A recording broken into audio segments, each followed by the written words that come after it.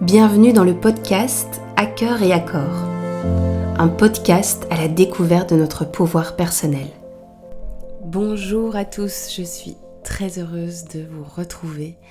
Pour moi c'est particulier parce que c'est la première fois que je reprends le micro depuis mon accouchement. Et je dois avouer que j'arrive différente. Puisque j'ai vécu une grande expérience et que je pense que ça ne nous laisse pas indifférentes, nous les femmes qui accouchons de la vie, qui passons par des extrêmes émotions, des douleurs intenses, physiques, émotionnelles, spirituelles. Et donc c'est avec beaucoup de vulnérabilité que je reviens vers vous.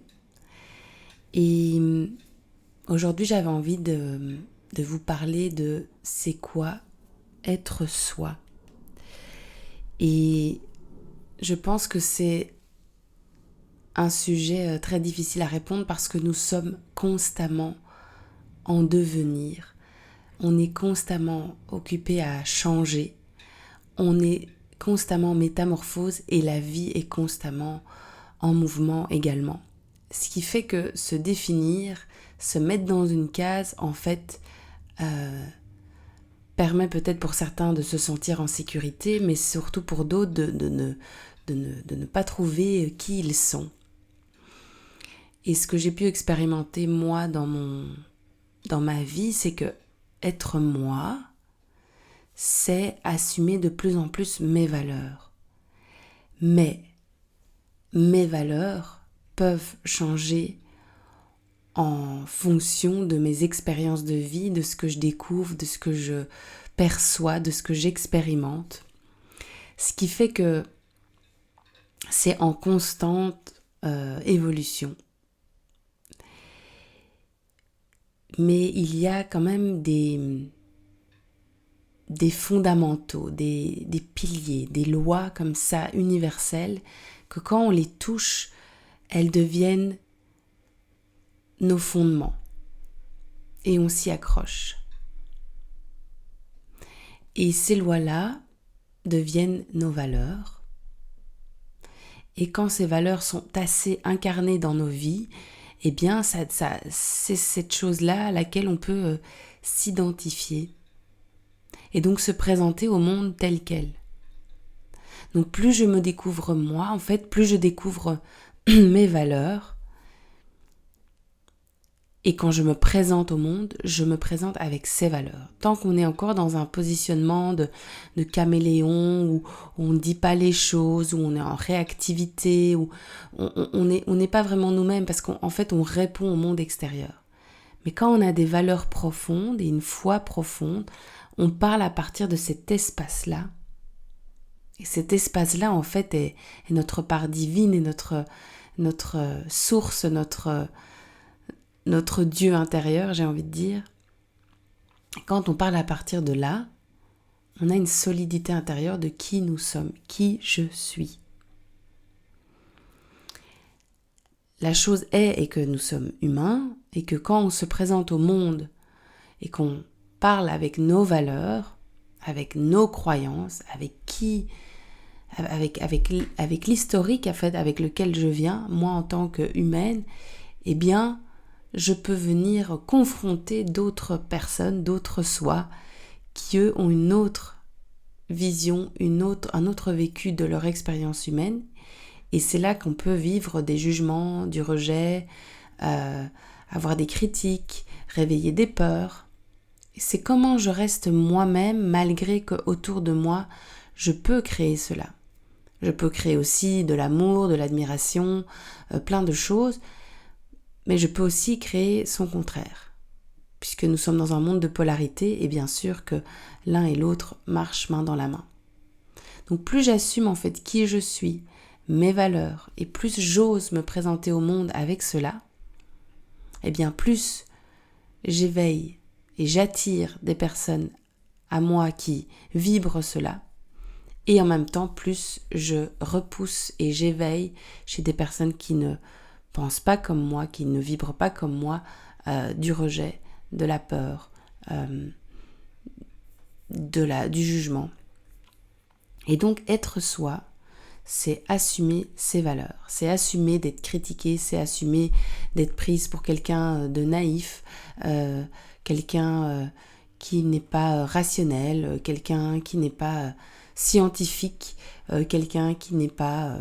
je parle pour mon cas, hein, et inversement, quelqu'un qui veut tout contrôler, quelqu'un qui veut tout comprendre par l'esprit, quelqu'un qui veut tout... qui veut avoir des preuves sur tout, peut être aussi rejeté, critiqué par les personnes qui, eux, ont un lien avec leur intuition, avec leur monde intérieur, avec leur petite voix intérieure. Donc tout ça, en fait, ce sont des lois que nous devons accepter. Et plus on a envie d'être soi, plus on a besoin d'alimenter, de nourrir ces valeurs auxquelles nous croyons. Et celles que nous croyons, c'est celles aussi que nous choisissons. J'ai envie de croire que si je fais des choix à partir de mon cœur, les choses seront plus faciles. Alors, est-ce que c'est une vérité vraie ? Pour moi, oui, parce que je la valide, c'est moi qui l'ai choisie. J'ai envie de croire que plus je serai généreuse, plus l'univers sera généreux envers moi. J'ai envie de croire que plus je suis la main sur le cœur, plus j'ai des valeurs de générosité, d'empathie, de joie, de justice, de justesse. Plus je mets de la valeur sur ces choses-là, plus je sens et je sais que c'est ça que je vais nourrir dans ma vie. Et pourquoi chez moi c'est devenu comme une vérité, mais c'est très simple. Je vais regarder mon jardin par exemple, et puis je vais regarder le jardin de mon voisin. Et si je fais que regarder le jardin de mon voisin, que je me compare, que je juge son jardin, que j'ai peur de son jardin, je ne sais pas, parce qu'il est plus grand ou plus petit, ou parce que le jardin d'à côté il est énorme et il y a une piscine et je juge que cette personne n'est pas bonne parce qu'elle pense qu'à elle et est égoïste et elle devrait partager son jardin avec d'autres, ou un autre jardin qui est petit, auquel on ne prend pas soin, qui est plein de mauvaises herbes, qui a de la crasse et je critique parce qu'il ne prend pas soin de son jardin. Tant que je suis en train de m'occuper de ce que les autres font ou ne font pas, eh bien je ne suis pas occupée à m'occuper de mon jardin. Et dans mon jardin, je peux faire ce que je veux. Je peux laisser pousser des plantes sauvages, observer, goûter des fruits, des légumes si je nourris tout ça, ou je peux les laisser à l'abandon, ou je peux essayer de copier ce que je vois sur les réseaux sociaux, un jardin comme tout le monde en veut, avec une belle pelouse et décoré de telle manière, où j'y mets mon âme et je laisse venir ce que j'ai envie d'y mettre. La vie c'est pareil, être soi c'est pareil, c'est se connecter à ses profondeurs et voir, tiens, moi, à quoi je veux ressembler, à qui je veux être, à quoi je veux ressembler, comment je veux réagir au monde, comment j'ai envie de penser en fait. Et quand je réalise que tout ce que je vis à l'intérieur de moi, mes émotions les plus difficiles, les événements de ma vie les plus difficiles, tout ce qui m'arrive en fait, je peux décider de le regarder autrement.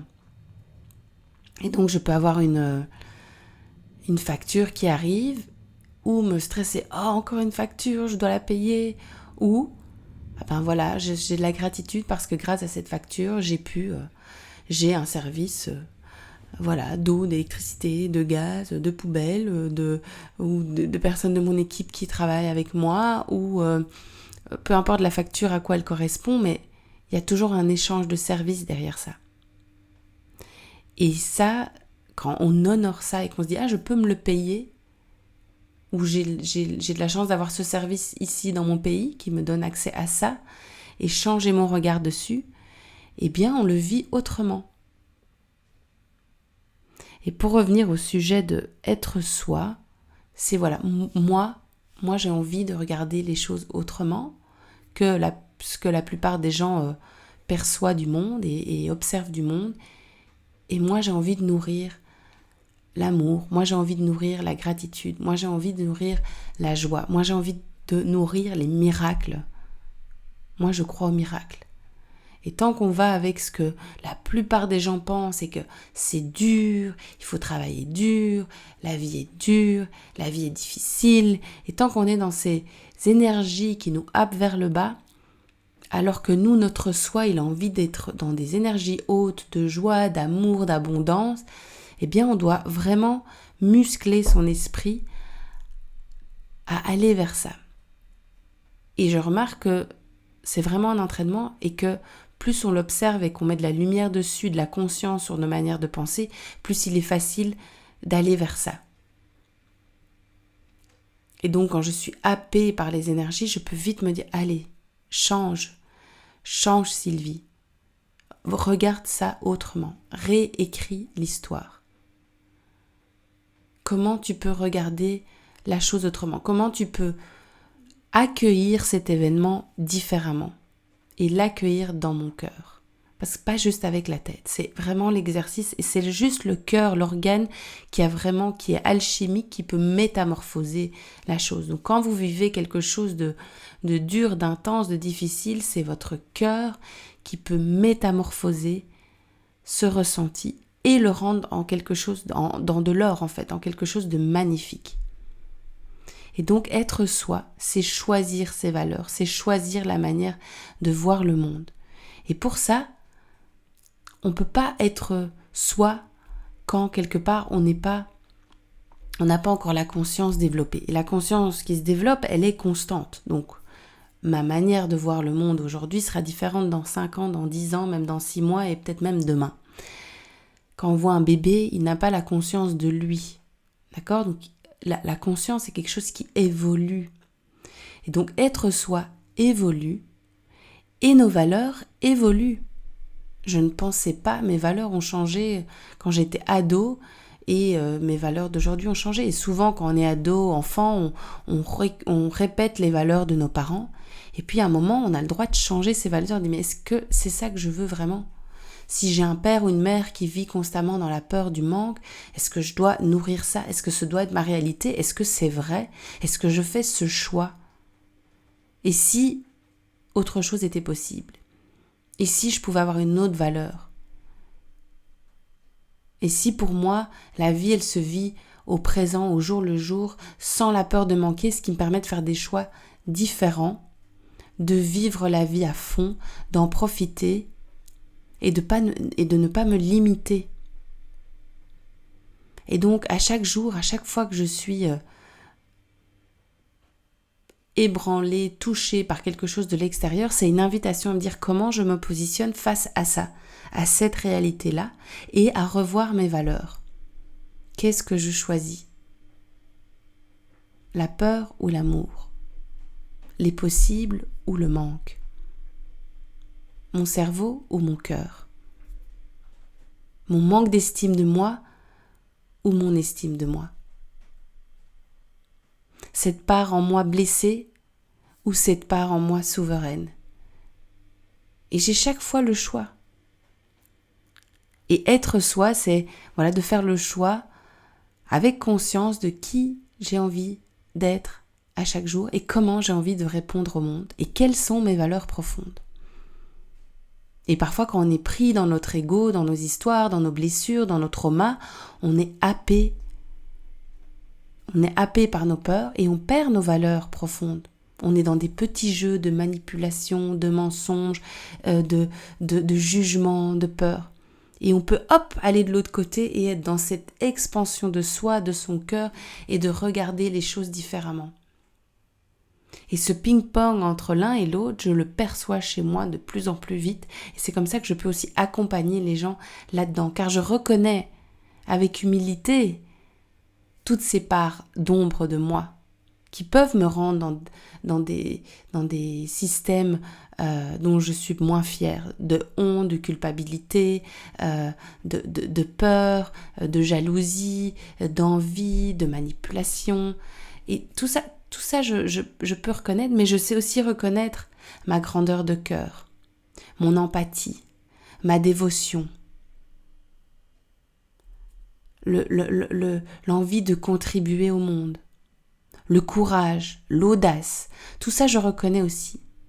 Et c'est parce que j'ai reconnu toutes mes parts d'ombre et que j'ai envie de nourrir mes valeurs parce que je sais l'effet que ça a sur ma vie quand je suis dans ces vibrations hautes, que je deviens cette nouvelle moi à chaque jour, par choix. Donc être soi, c'est assumer ses valeurs, mais aussi pouvoir les remettre en question. Ne jamais rien prendre pour acquis. Parce que il n'y a pas une vérité. Il n'y a pas une vérité, c'est la vérité qui fait sens pour moi à ce moment-là. Et comment j'avance avec. Mais une chose dont je suis presque sûre, c'est qu'en choisissant toujours l'amour,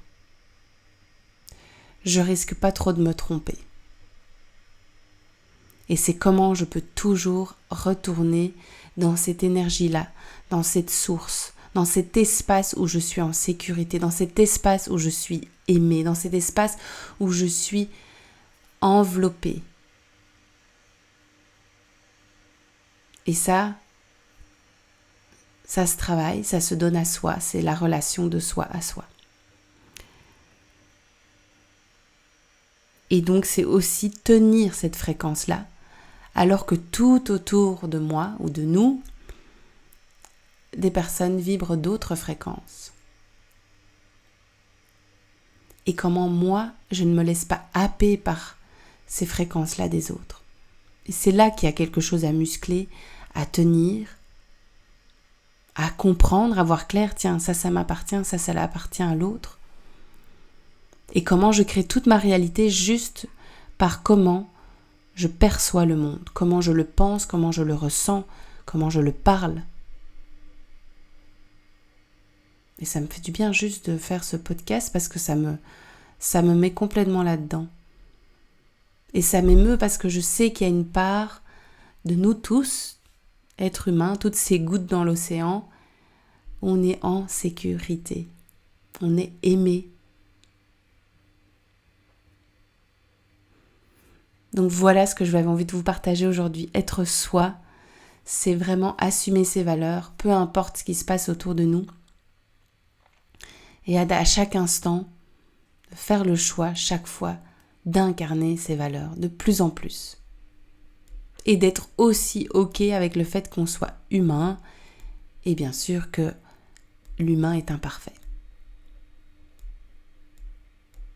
Et qu'on peut être aimé dans nos imperfections. Donc je vous souhaite à tous et à toutes d'être vous-même, de trouver vos valeurs, d'être en quête de sens de vos valeurs, en quête de qui je suis et qui j'ai envie d'être au monde. Et n'hésitez pas à actionner la petite cloche, à suivre ce podcast pour être au courant du prochain épisode et à le partager avec le plus de monde pour que mon message puisse aller dans les oreilles et les cœurs de ceux qui en ont besoin et qui vibrent comme moi. Et je vous remercie infiniment pour votre écoute. Ça vaut tout l'or du monde pour moi. Et je vous dis à très bientôt dans un nouvel épisode. Ciao, ciao.